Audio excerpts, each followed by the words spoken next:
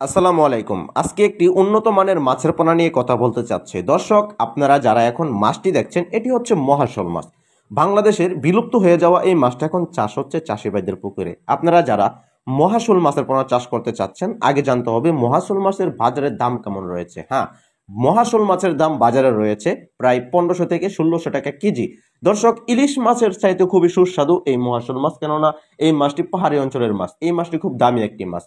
এটি দ্রুত বর্ধনশীল বলে বাঙালিদের চাষপ্রিয় খুবই একটি জনপ্রিয় হয়ে উঠেছে। এখনকার মহাশোল মাছ কিন্তু সবসময় পাওয়া যায় না বললেই চলে। প্রায় এখন আমরা নার্সিং করে এই মাছগুলোকে উৎপাদিত করেছি।